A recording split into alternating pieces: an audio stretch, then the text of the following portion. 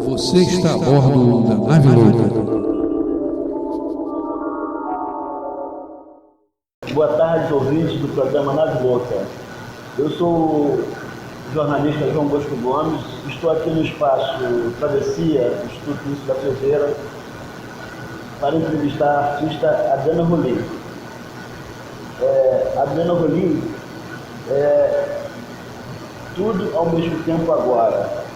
Arteterapeuta, performer, atriz, jornalista, escritora, poeta, professora de arte cênica, editora de jornal. Eita. E arteterapeuta. Então, Adriana, tudo isso ao mesmo tempo agora, e ela ainda é mãe de uma garota de 4 anos. Como começou todo esse seu trabalho de multiplicidades, né, com a arte? Acho que tudo começou desde quando eu sou atriz de teatro. Desde os meus 9 anos de idade, fazia teatro na escola. E a partir dos 12 é que eu comecei a fazer teatro livre, de curso livre. Mas foi quando eu me decidi que efetivamente iria seguir essa profissão. E fiz várias peças de teatro infantil, teatro adulto, fiz Nelson Rodrigues, enfim. Mas na época da graduação, na época de escolher uma graduação, que foi por volta dos 18 anos, não escolhi artes cênicas porque era necessário, o burburinho da época entre os artistas era que era necessário escolher uma profissão paralela, porque viver de arte no Brasil é bem complexo, é um perrengue danado que a gente passa. Então eu escolhi comunicação social com habilitação em jornalismo. E nessa graduação foi onde eu aprendi a escrever, foi onde eu tomei paixão por escrever. Na época da escola, eu lembro que eu gostava muito de escrever redação. Era um período em que eu imaginava e deixava minha imaginação bem livre, escrevia. Mas na graduação foi quando deu corpo, foi quando sedimentou essa escrita. Com a graduação, eu passei a trabalhar no jornal Inverta, um jornal leninista, marxista. Trabalhei lá durante 4 anos e depois a minha história acadêmica se estendeu para a pós-graduação. A tua família, teus pais, eles te influenciaram nessa tua escolha de teatro e depois na graduação? Sim. Só que, ideologicamente falando, a minha família me incentivava para que eu fosse atriz de televisão, para que eu fosse atriz de comercial, para que eu fosse atriz de uma linguagem diferente da linguagem que eu me apaixonei. Eu lembro bem quando minha mãe me levava para os cursos livres de teatro, ainda moça, e ela com um desejo imenso de que pudesse me ver na TV. Até hoje a minha família ainda me pergunta, quando que você vai chegar lá? Mas é preciso diferenciar que existem atores e atrizes de audiovisual e atores e atrizes de teatro. O lugar em que eu me identifico é o teatro. Depois que eu comecei a mostrar que, eu sou atriz de teatro, esse incentivo começou a ser um pouco mais escasso. Minha família sempre me assistiu em todos os espetáculos, mas depois da minha idade adulta passou a ser um pouco menos assíduo esse incentivo, esse comparecimento, principalmente depois que eu me tornei uma atriz, uma mulher mais crítica social, depois que passei a frequentar e escrever matérias para o jornal Inverta. Hoje em dia eu não me intitulo como uma atriz ou uma mulher de esquerda.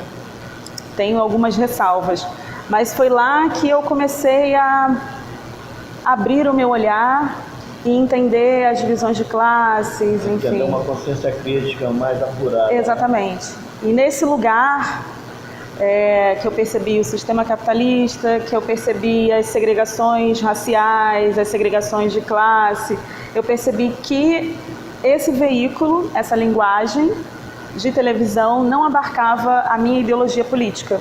Então foi quando deu uma virada nessa parceria que eu tinha com a minha mãe, enfim, com meu pai, com a minha tia, com a minha família. Eu sou filha única, então. Mas eu acho que é importante ressaltar que assim, terça-feira agora eu tive reunião com os atores negros do Fórum Regional de Performances Negras, em que nós conversávamos sobre a importância de discutirmos politicamente sobre a profissão do artista, a profissão do ator, porque é muito difícil sobreviver financeiramente enquanto artista. Nós não temos um aparato, não temos uma carteira de trabalho, por exemplo, não temos esse lugar.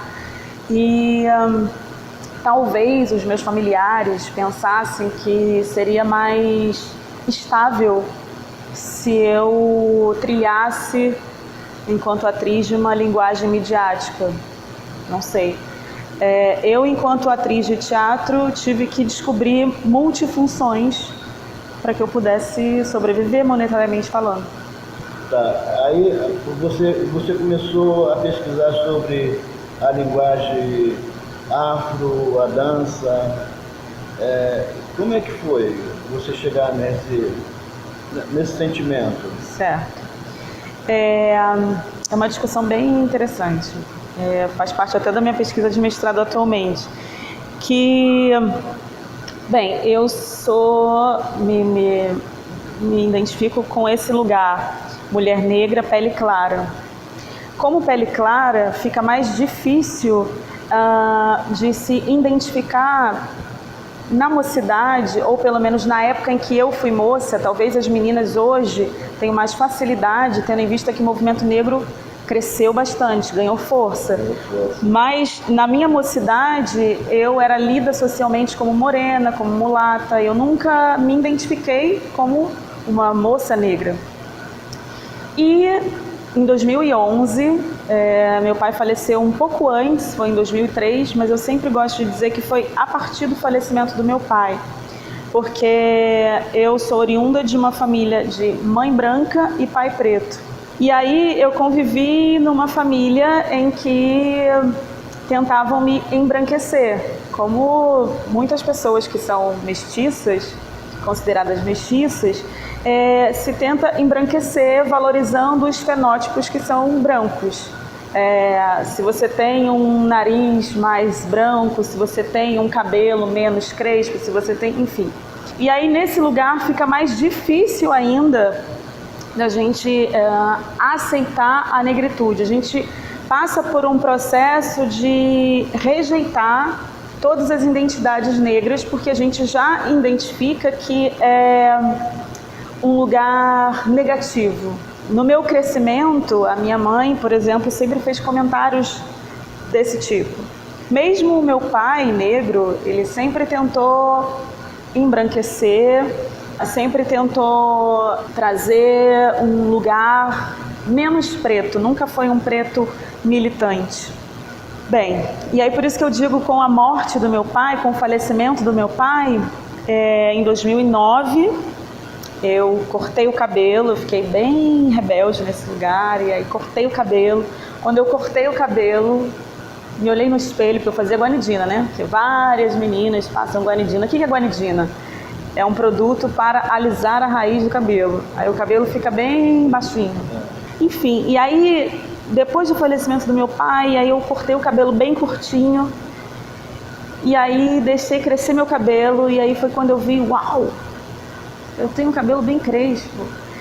Eu tenho a impressão de que inconscientemente foi uma maneira de resgatar o meu pai dentro de mim, porque foi depois da morte dele. E aí foi quando eu cortei o cabelo, e aí pouco tempo depois eu conheci meu marido, um homem negro, inteligentíssimo, professor de geografia, atualmente diretor de escola pública. E aí eu comecei a caminhar por esse lugar, eu comecei a olhar por esse lugar. Simultaneamente eu já estava no jornal, simultaneamente eu estava enquanto professora de artes cênicas da Escola de Artes Técnicas. Foi lá que eu conheci meu marido, ele enquanto mediador de educação ambiental e eu enquanto mediadora, né, de artes cênicas. E foi quando eu comecei a olhar para a divisão de classes, comecei a olhar para o racismo estrutural, comecei a olhar para a identidade afro-brasileira, comecei a olhar para um monte de coisas que eu não tinha olhado ao longo dos meus 23 anos anteriores vividos. Antes do meu marido, eu era noiva de um rapaz branco. E aí, quando eu, enfim, terminei com meu ex-noivo e comecei a namorar meu marido, minha prima, preta, disse: mas prima, você podendo embranquecer a família? Pois é. Porque o racismo, ele é estrutural. Então, se ele é estrutural, ele está imbuído nas relações.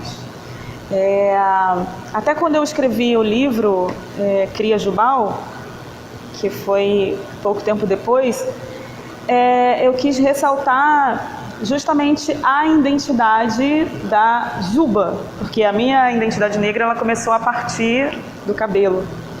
E muitas meninas, muitas mulheres negras pele retinta ou negras pele clara que se descobrem negras a partir do cabelo, ou as negras retintas que reafirmam a sua negritude a partir do cabelo. Eu escrevi no processo de gestação, quando eu estava grávida do meu filho Zabir. O nome dele Zabir é um nome africano, do nordeste da África. Lindo, né? E eu escrevi para um menino do meu imaginário, um menino negro, bem negro. Um menino com a juba bem grande. E escrevi para que pudéssemos reafirmar e valorizar a nossa negritude. Mas por acaso, olha o que aconteceu. Meu filho nasceu um menino não negro. Mais pele clara puxando para sua mãe. Exatamente. É quase como se quisesse me dizer. Olha, quando ele nasceu, foi um negócio complicado. Estava escrevendo, passei a gestação toda escrevendo poesias. Tem poesias aí tem uma musiquinha que é assim: leãozinho da mamãe tá crescendo aqui, vai nascer uma grande juba. Leãozinho da mamãe tá crescendo aqui. Enfim, criei até uma música que está nesse livro. E aí, cadê a juba? Não tinha juba nenhuma, menino. Quando ele nasceu e eu vi aquele menino furtacô, que eu chamo de furtacô. Eu vi aquele menino furtacô, com aquele cabelo bem... Eu fiquei... É meu filho, como lidar com isso? Ele é a cara do meu marido, a cara automaticamente da minha sogra, porque meu marido é a cara da minha sogra. Então não tinha como dizer trocaram na maternidade. Eu passei um longo período tendo de aceitar o meu filho tal como ele surgiu para mim. E aí meu marido, que foi bem sábio, e disse: esse é o nosso filho, mas bem depois, assim, esse é o nosso filho.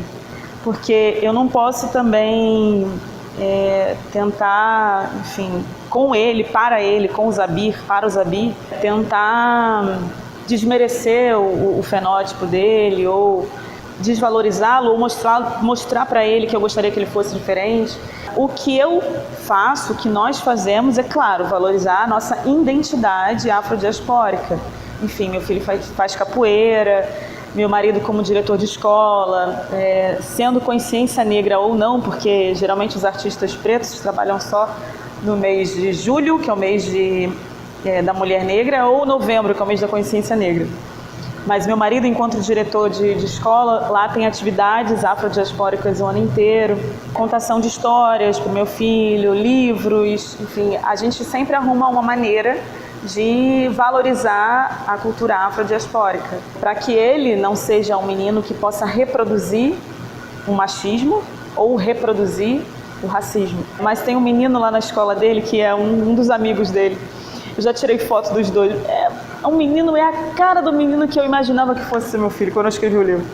Um menino mais ou menos da sua cor e com o cabelo bem, mais ou menos parecido com o meu, e o cabelo bem juba. Aí você falou, eu assisti aquele show que você fez lá no Balcão Poético da Casa Estudante Universitária em 2017, foi até no mês da Consciência Negra, né? E você fez um show que foi maravilhoso e que você resgata toda uma dança, né? Que me remete até para a dança, para Umbanda, um pouco do Candomblé. Eu fiquei assim, extasiado com aquela apresentação. Quando lancei esse livro, Cria Jubal, em 2016, na Livraria Cultura, convidei alguns artistas para que pudessem recitar algumas poesias. E aí uma poesia Ei Mulher se destacou. Ei Mulher, quem foi lá dançar e recitar Ei Mulher foi uma atriz chamada Sol Miranda, e quem tocou o atabaque foi um ator percussionista chamado Reinaldo Júnior. Cada artista estava livre para fazer o que bem entendesse. E aí, nesse dia, a Sol chegou, olha, Rolim, que no teatro, no meio teatral, o pessoal me chama só pelo sobrenome. Olha, Rolim, você tem como recitar, porque eu só ensaiei a dança. O Reinaldo vai tocar e eu vou dançar, porque ela também é dançarina de dança negra. Tudo bem, então eu vou recitar. Eu peguei o livro. E aí, da forma como ela dançava, da forma como o tambor ecoava, eu não consegui somente recitar. Foi um... Ei, mulher! Eu lembro que... Eu até me arrepio novamente, olha. Eu lembro que foi um chamado. Eu lembro que... Olha, foi realmente uma catarse. E foi um resgate, um encontro. E desse chamado, uma outra artista que estava presente, chamada Luana Vitor, ela falou comigo, olha, Rolim, a gente precisa fazer uma performance com base nessa poesia Ei Mulher, com atrizes negras, em reverência às deidades femininas e urbanas. Ela, e tem mais, eu acho que é você que tem que tocar o tambor. Eu falei, Luana, você tá louca, que eu nem toco tambor, você tá louca, porque, enfim. Eu fiquei ao mesmo tempo amedrontada e honrada por ela achar que uma poesia, enfim, pudesse ser base para essa ideia tão fantástica, tão importante. Bem, e aí a gente se reuniu, nós somos eu, Luana, Vitor, Tatiana Henrique, Lilian Amancai, Graciana Valadares e Luísa Lorosa, em reverência às 6 orixás. Eu enquanto Obá, Luana enquanto Oxum, Tatiana enquanto Nanã, Lilian enquanto Iansã, Graciana enquanto Euá e Luísa enquanto Iemanjá. E daí surgiu a performance Ei Mulher, que foi o que você assistiu lá no Balcão Poético, mas naquele dia estávamos só eu e Lilian, então só estavam Obá e Iansã. Depois nós fomos alargando e nós nos tornamos um espetáculo de teatro, cada uma tem um momento solo. Nós criamos um texto com base no mito, por exemplo, eu, Obá, o mito de Obá e a minha história pessoal. O que tem na minha história pessoal que também tem no mito de Obá?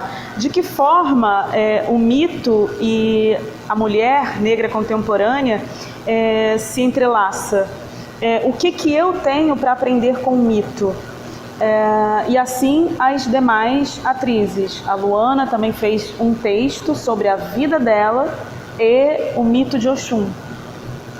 E recitamos o poema, né, Ei Mulher, e depois eu escrevi um outro poema que se chama Ó Folhagens de África, falando do percentual da população negra brasileira, que vai ser lançado no meu próximo livro.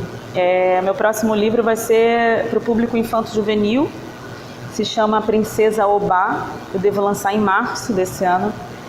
E aí essa poesia que eu escrevi depois vai estar nesse livro Princesa Obá. Então ele já está quase indo para a gráfica, né? Já está, na verdade, já está. Já está com a mesma editora, a Metanoia. A Metanoia é a editora desse meu primeiro livro.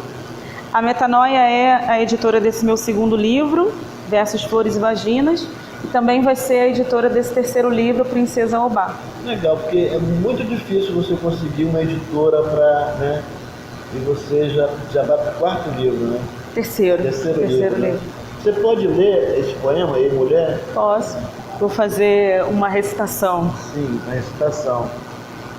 Ei, mulher. Mentiram quando lhe disseram que sua principal função é o fogão. Bota esse turbante e deixai vir o que diz seu coração.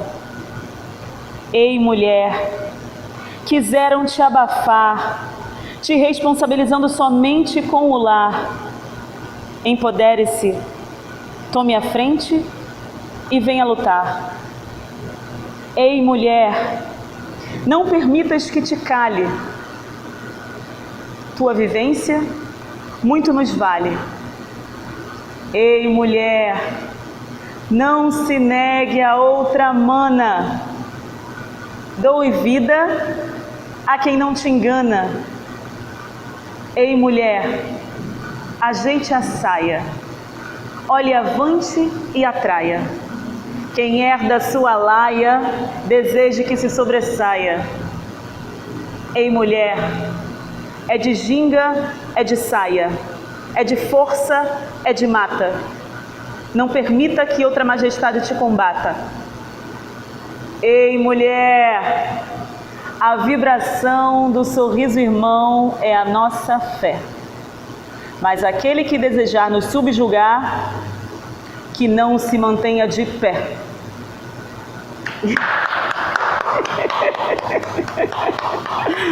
Ai, ai. Que legal, cara. Eu gosto. É muito lindo. E esse livro ele ainda estava à venda? Tá sim, pela Metanoia. Você encontra na livraria? Encontra na Cultura, na Books, eu acho que só tem 3 livrarias. Cultura e tem no site também da Metanoia, né? metanoiaeditora.com.br. Você fez pesquisa sobre a mitologia da mulher no Brasil ou de modo geral? A pesquisa foi voltada para os mitos iorubanos. Uhum. Se eu disser mito afro-brasileiro, engloba várias nações. Se eu disser mito iorubano, eu já digo exatamente da onde vem. Iorubano, as deidades femininas, são essas orixás que eu lhe disse. Sim. Nós fizemos Obá, Oxum, Iemanjá, Yansan, Euá e Nanã. Nós fizemos uma pesquisa voltada para esses mitos. Depois que se tornou um espetáculo Ei Mulher, a gente chegou a fazer circulação pelo SESC, foi no ano de 2017, acho que foi 2017, e no ano de 2018 nós nos tornamos um grupo de pesquisa, um grupo de extensão na Unirio, fazendo um entrelaçamento com os elementos da natureza, no departamento de Instituto de Biociências, isso. Instituto de Biociências com os elementos da natureza, porque cada deidade feminina dessa, ela é referente a um elemento da natureza. A Obá, dizem que ela é das águas revoltas, dizem que ela é da pororoca, sabe o encontro do mar com o rio? Então, pororoca, a Obá. A Oxum, cachoeira. Iemanjá, o mar. Yansan, tempestades. Nanã, o barro. Euá, a brisa. Então, nós criamos, em parceria com a professora doutora Luísa Ponciano, ao longo do ano de 2018, na Unirio, um grupo de pesquisa sobre os mitos e sobre os elementos da natureza. Você recebe patrocínio para desenvolver essa pesquisa? Ainda não. duas meninas da nossa coletiva, porque Ei Mulher é o nome do espetáculo. O nome da nossa coletiva é Coletiva Agbara Obinrin. Em Yorubá significa força mulher. Agbara significa força, Obinrin significa mulher. Nós fizemos uma parceria entre a coletiva Agbara Obinrin e o Instituto de Biociências da Unirio. E aí duas da nossa coletiva são graduandas da Unirio, graduandas da licenciatura de teatro. E aí só quem recebeu um custeio financeiro foram as graduandas, porque esse grupo de extensão só era permitido custear as graduandas da Unirio. E aí depois, a Obá, que é o mito em que eu dei corpo em Mulher desde 2016, se tornou a minha pesquisa de mestrado. Hoje, depois que eu fiz a minha pós-graduação de arte-terapia e processo de criação, aí hoje eu sou mestranda. Eu acabei de me qualificar em outubro do ano passado e aí vou defender em setembro desse ano. A minha pesquisa de mestrado se chama Mito de Obá e Processo de Criação. Influxos artodianos via metodologia em arte. Eu trabalho o mito de Obá, trabalho o movimento negro, a população negra, a mestiçagem. Eu quero falar sobre a mestiçagem. O meu lugar de fala está nesse entre-lugar, né, entre mãe branca e pai preto. Trabalho os influxos artodianos, que é um camarada que já vem me acompanhando desde a pós-graduação de arte-terapia, Antonin Artaud, e a metodologia em arte, que é um conceito da minha orientadora. Minha orientadora se chama Luciana Lira. Ele era um teatrólogo, filósofo. Isso, poeta também. Poeta também, né? Maravilhoso, anarquista também. Ele era o quê? Ele foi considerado, francês. Ele foi considerado esquizofrênico, inclusive. Eu gosto muito do Artaud porque ele recebeu o diagnóstico de esquizofrenia, ele ficou internado em Rodez durante 9 anos e escreveu um livro importantíssimo, se chama O Teatro Seu Duplo. Eu já ouvi falar desse teatro. Pois já ouviu falar no Corpo Sem Órgãos? Na verdade, o Deleuze com Guattari que deram, né, esse conceito de corpo sem órgãos depois de ler o livro do Artaud. E eu acho muito importante falar sobre o Artaud na perspectiva dos seus escritos, e não necessariamente na saúde mental costuma-se falar do Artaud nessa perspectiva de que teve diagnóstico de esquizofrenia, tomou eletrochoques, enfim, era um artista, mas não se olha para a grande arte que ele fez. Até mesmo o Rubens Alves, que fez um... Mineiro, né? Exatamente. Que a doutora Anise da Silveira gostava muito dele, né? O Rubens, ele criou um espetáculo bem interessante, mas no livro dele, ele escreve o processo de criação do espetáculo, e o processo de criação do espetáculo não foi pautado na maneira como o Artaud pensava. Por quê?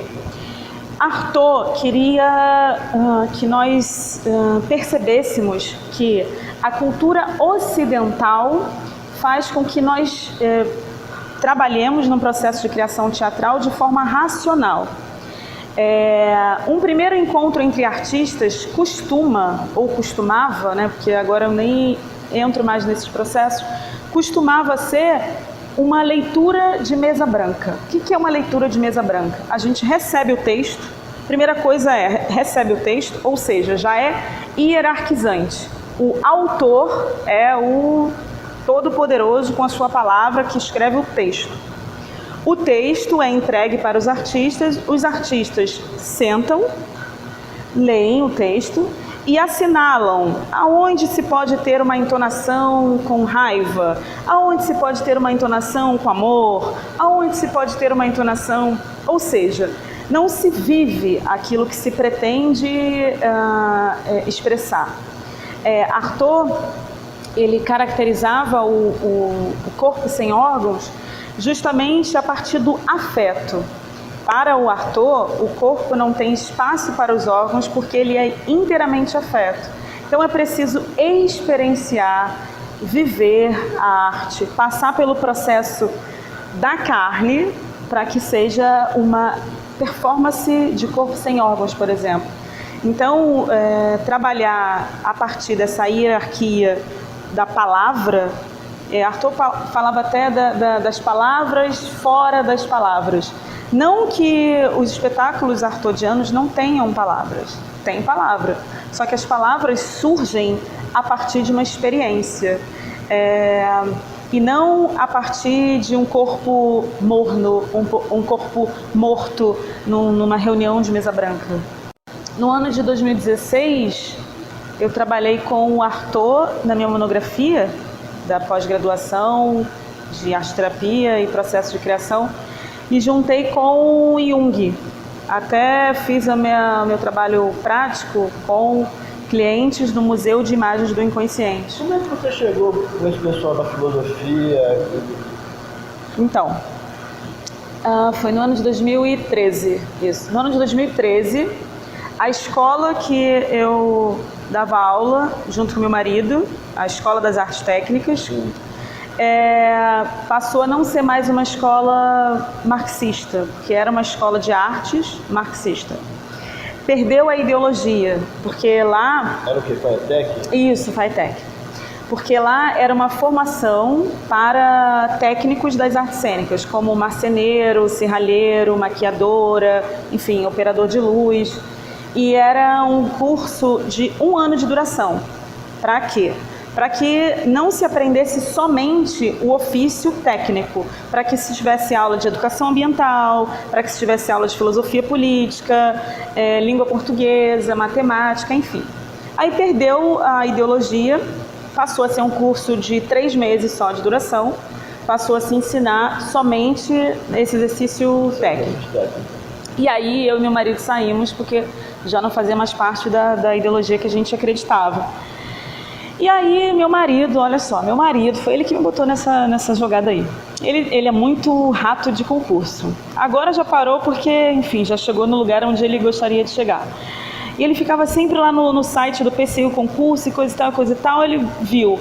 Olha, tem uma vaga aqui de professora de artes, por que você não manda seu currículo? Eu falei, tá bom, manda aí pra mim. Aí ele mandou o meu currículo, 1 mês depois, aí me ligaram, eu não estou entendendo, não, porque você foi selecionada, selecionada para quê? Eu nem sabia exatamente, nem lembrava. Eu falei, tá, tudo bem, aí eu fui lá. O que era? Era para trabalhar na rede CAPES, para a área de dependência química, para que eu pudesse ser professora de arte.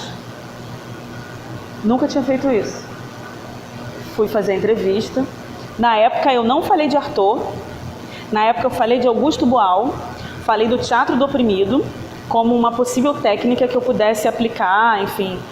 Mas na época eu falei sobre o Boal mais no sentido da consciência política, de divisão de classes, porque a população negra é a população que é dependente química, 60% dos dependentes químicos são negros, então eu falei mais nesse contexto político. E aí eu fui contratada e me escolheram, eu falei, caraca, então tá bom, vamos lá. Trabalhei lá durante 4 anos, trabalhei com psicólogos, assistentes sociais, psicanalistas. E aí foi quando um psicanalista me falou, olha, isso aí que você está fazendo, isso é arte-terapia. Eu nem sabia que diacho era isso, arte-terapia. Porque a gente fazia grupos conjuntos. E aí foi quando ele me indicou a pós-graduação de arte-terapia e processo de criação da Veiga de Almeida.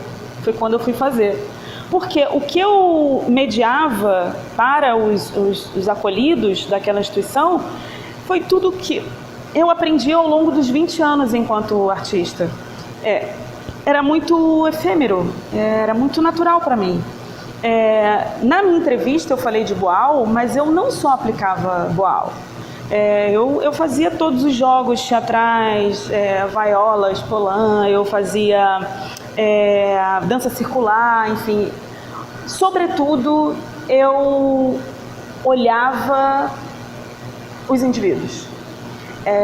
Eu acredito que o que eu mais aprendi naquela instituição, o que eu mais aprendi dentro da saúde mental foi de receber, de olhar, de ter uma perspectiva horizontal, porque muitas das vezes os adictos em recuperação, nas reuniões de equipe, aí tinha psicólogo que dizia: olha, fulano não subiu, não está querendo tratamento, não veio me procurar, não veio, porque tinha uma vez por semana para fazer a terapia.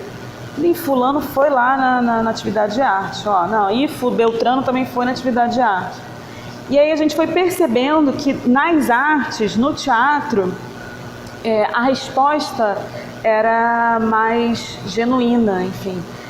Os adictos em recuperação estavam tendo uma reabilitação através da arte, enfim, estavam tendo uma resposta através do teatro. E foi quando eu percebi que, eu acho que talvez seja bom mesmo eu estudar arte-terapia e me especializar, porque eu acho que parece que está dando certo. E aí trabalhei nessa equipe durante 4 anos, foi lá em Campo Grande, depois trabalhei em Santa Cruz simultaneamente, foi a época que eu e meu marido estávamos querendo comprar um imóvel, enfim. E aí eu trabalhei 60 horas, eu trabalhei 30 horas na rede CAPS lá de Campo Grande e trabalhei 30 horas lá em Santa Cruz. E simultaneamente terminei a pós-graduação de arte-terapia. Já morando na Tijuca? Aí a gente se mudou agora, em Grajaú. A gente se mudou tem 2 anos. Aí você desenvolveu essa arte-terapia, aí foi para a Casa das Palmeiras, né? Isso. E aí, quando eu fui estudar a arte-terapia, foi quando eu resgatei o Arthur. Por que eu digo resgatei o Arthur? Enquanto atriz, eu sempre tentei entender Arthur. Aí eu abria o livro do Arthur, durante 7 anos da minha vida de artista, eu abria o livro do Arthur, lia mais um pouquinho e falei: ainda não está na hora. Abria o livro do Arthur, ainda não está na hora. Ainda não tinha compreendido a dimensão daquilo que Arthur pretendia, propunha, exatamente.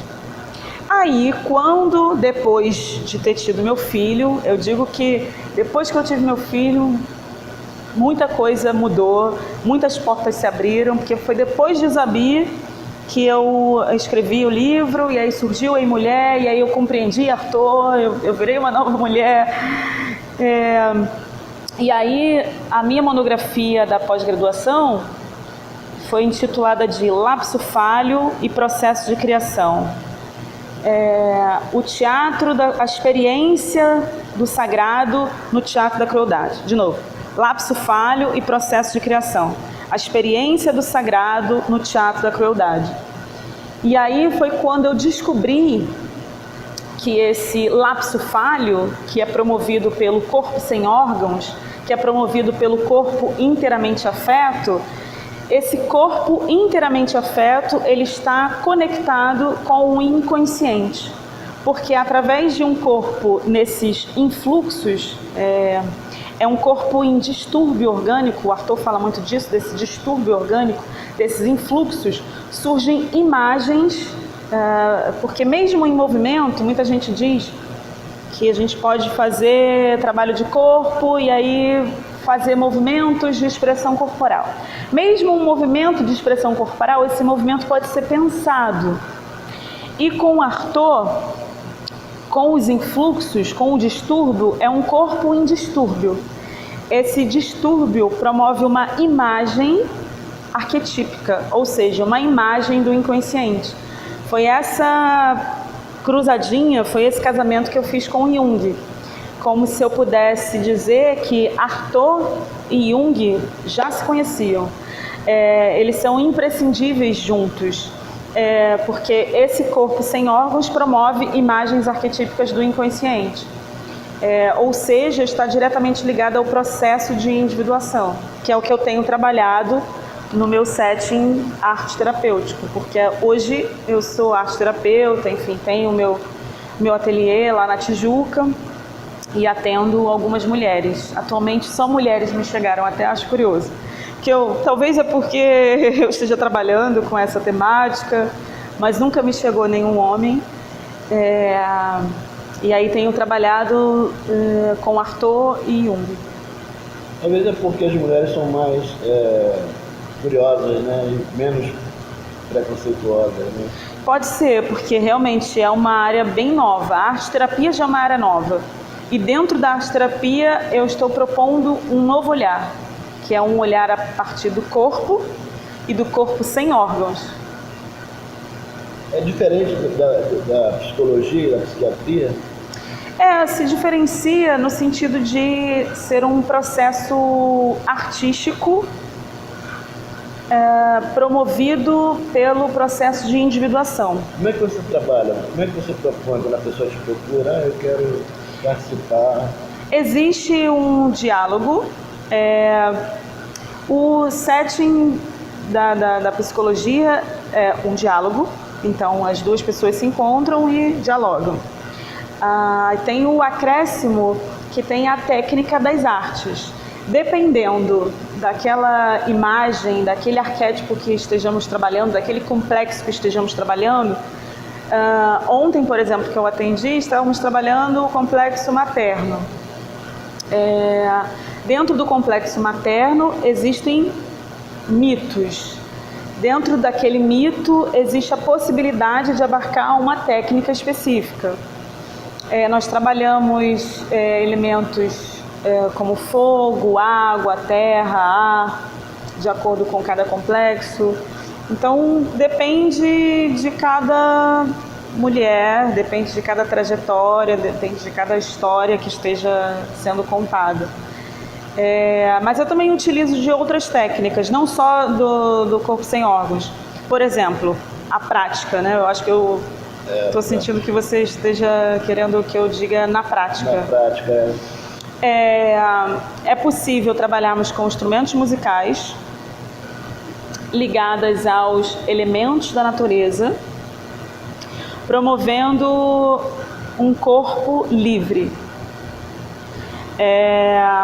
O fogo associado a algum instrumento musical, tem um cabedal de instrumentos musicais lá no set, ligadas a um corpo livre. Aquele corpo vai promover várias imagens, várias experiências. De acordo com que eu sou retroalimentada, eu provoco aquela cliente para que vá para algum lugar. A gente também faz imaginação ativa, mas de acordo com que essa cliente também experimentou, que elemento da natureza foi mais interessante experimentar, mais interessante mergulhar, o que sentiu, que imagem viu, associou a quê. Aí a gente começa a puxar esse fio e começa a ir para outros lugares. Necessariamente a pessoa não precisa estar deprimida para Não. É bom até que não esteja, para que possa se conhecer. Porque o processo arte-terapêutico, tem uma cliente que é muito querida e ela está trabalhando o processo terapêutico dela com a arte. Nesse lugar, é importante a terapia para se conhecer em primeira instância e, claro, para trabalhar dinâmicas psíquicas e coisa e tal. Então, não precisa necessariamente estar em depressão ou ter algum transtorno, estar em algum sofrimento. Para se conhecer, quanto mais a gente se conhece, mais qualidade de vida. E aí dentro do processo arte-terapêutico é possível esse processo se transformar numa performance. Tem uma cliente minha que não era artista e está trabalhando, abraçando as próprias sombras. Ela vai se descobrindo. Exatamente. Eu estou achando bem curioso. Ela vai lançar um livro também sobre esse processo. No seu consultório você cobra uma taxa? Como é que é isso? Sim, é cobrado, porque é a minha profissão também. Sim. Eu atualmente vivo de bolsa CAPES, porque eu sou mestranda. E vivo de algumas clientes, porque eu atendo somente às quintas-feiras. O restante dos dias eu escrevo para minha dissertação. E como é que é divulgado isso e como é que as pessoas te descobrem e te procuram? As pessoas me descobriram, por incrível que pareça, todas as pessoas me descobriram no mesmo lugar que eu saí. Eu achei bem legal. Os lugares que eu frequento da pós-graduação, do Museu de Imagem do Inconsciente, são pessoas que me viram lá na pós, ou me viram dando alguma palestra, ou o meu movimento de vida. Não é uma divulgação.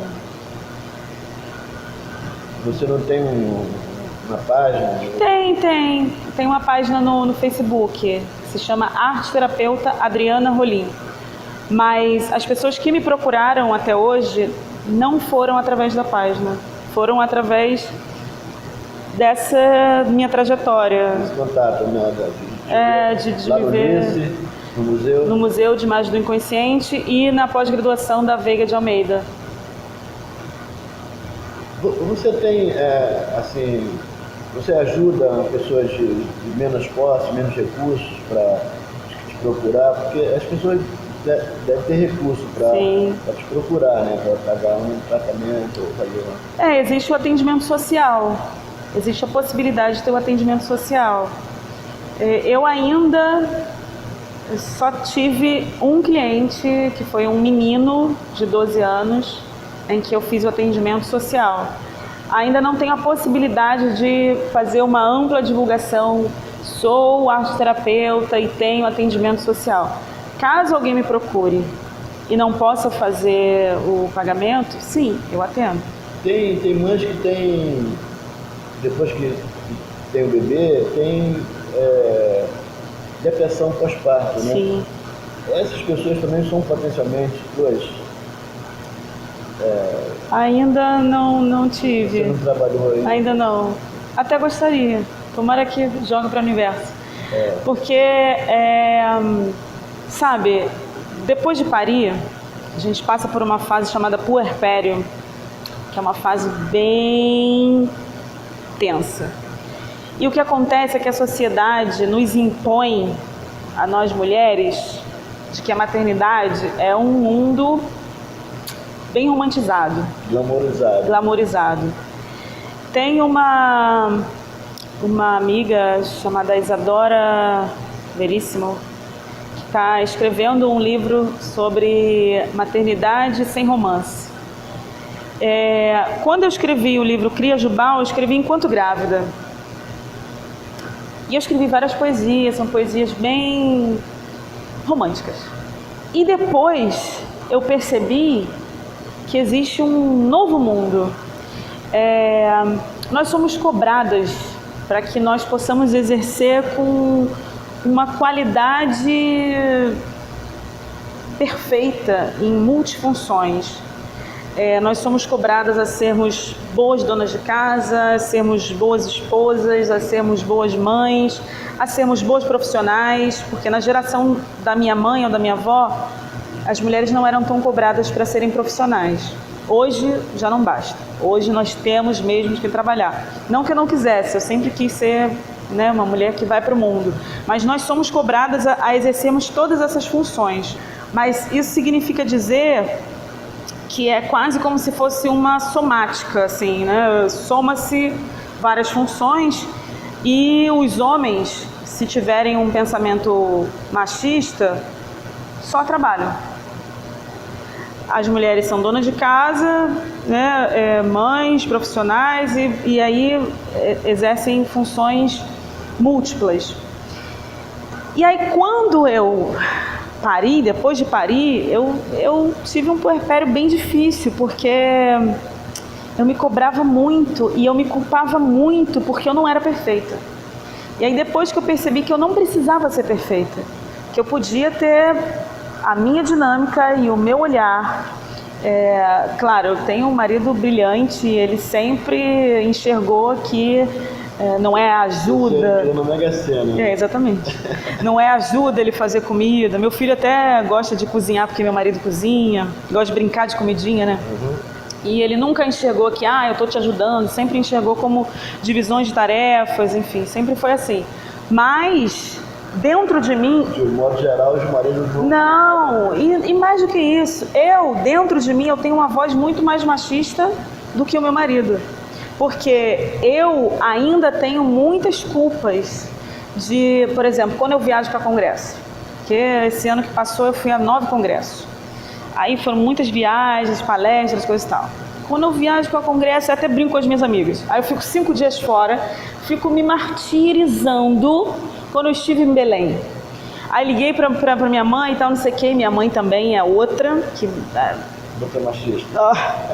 eu não tinha que ter deixado meu filho, que isso, que aquilo, que olha só, você tem que cuidar da sua casa, você tem que cuidar do seu marido. E meu filho teve febre.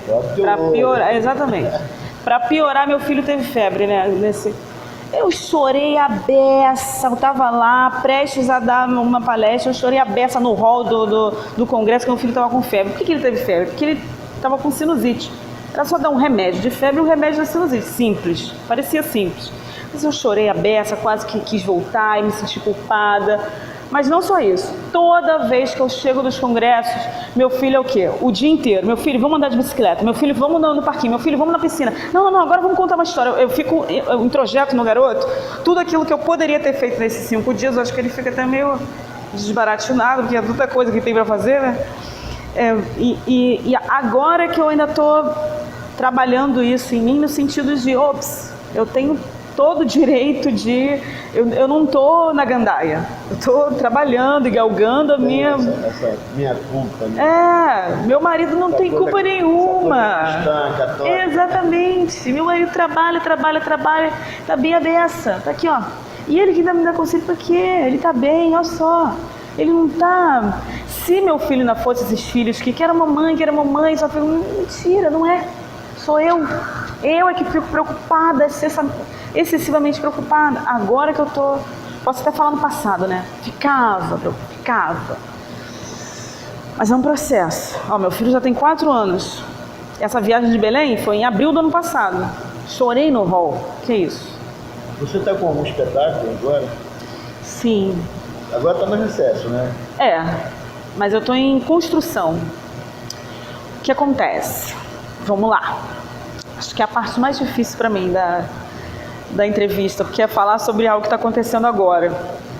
Esse livro, Versos, Flores e Vaginas, ele faz parte do processo da performance que está se transformando em espetáculo, que se chama Iriadobá, da ira à flor. Iriadobá faz parte da minha pesquisa de mestrado, que é o mito de Obá e a minha história pessoal. O mito de Obá fala sobre essa mulher que mutilou a própria orelha como receita de amor. Isso, a primeira versão. A segunda versão fala do mito de Obá, que mutilou a própria orelha porque ela é rainha da sociedade de Elecô e fez uma feitiçaria em prol do empoderamento feminino. Porque poucas pessoas conhecem Obá, é a orixá feminina menos conhecida. Eu gosto muito de dar corpo a Obá por conta disso. Eu não sou filha de Obá, sou filha de Insan, mas a Obá que vem me acompanhando nessa trajetória de mulher e agora no mestrado.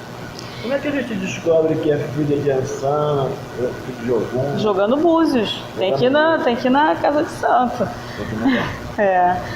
Mas onde eu estava? Eu estava aqui na Iriadobá, certo? Falando da Obá. E aí a Obá fala sobre essa mutilação dessa orelha. Do empoderamento da mulher. Do empoderamento da mulher. Dessa mutilação em prol do empoderamento da mulher.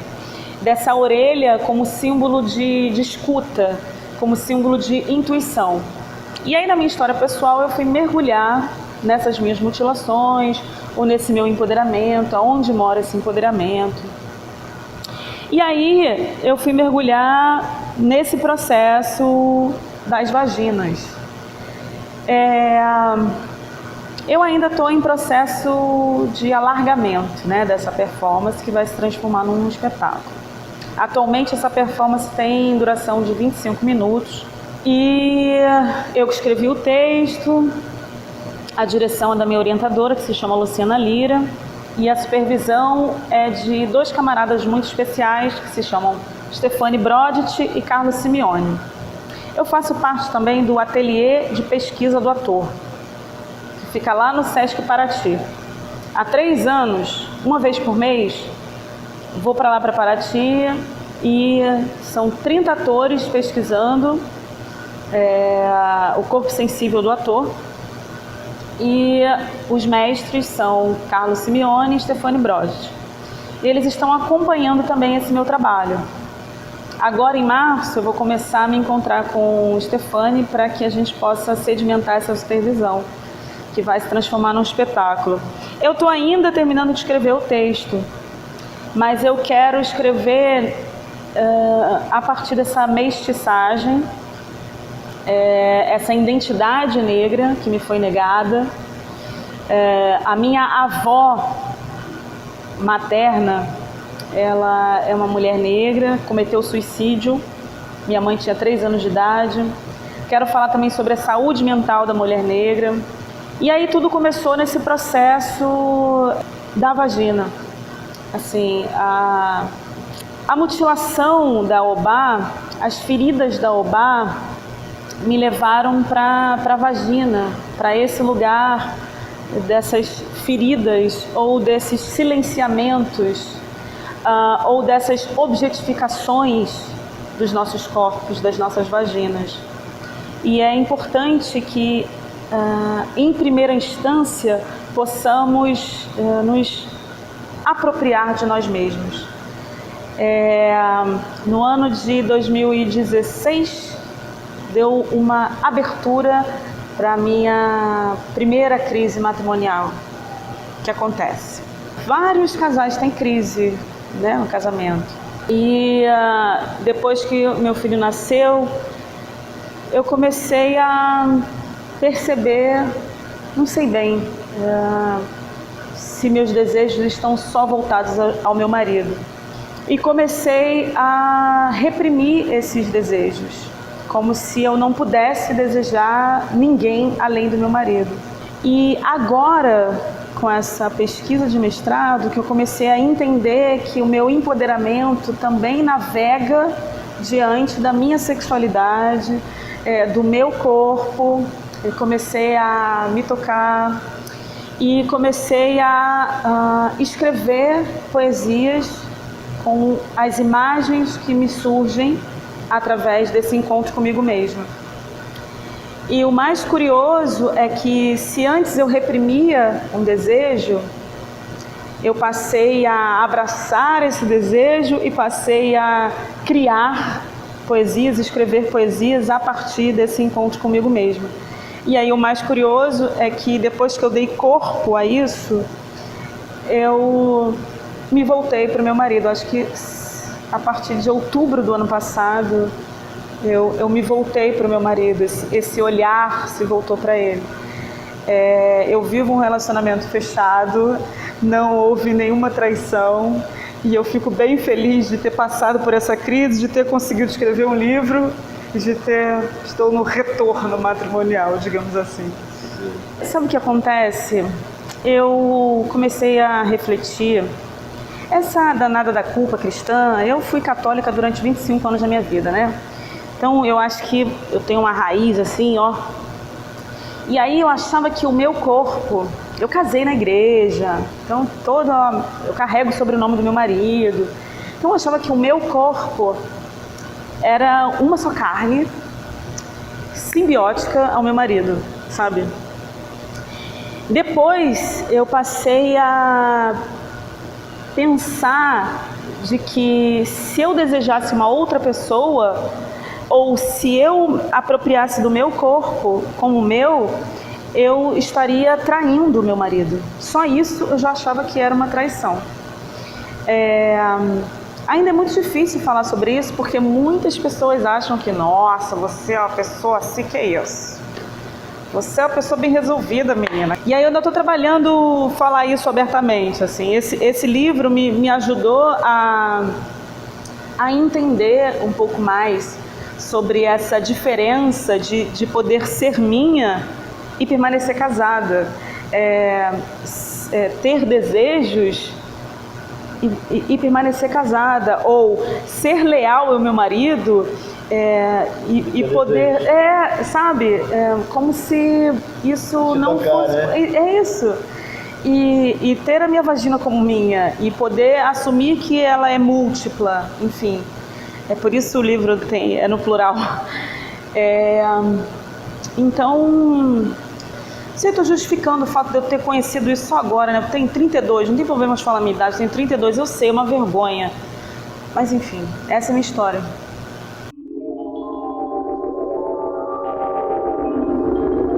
Você está a bordo da nave louca.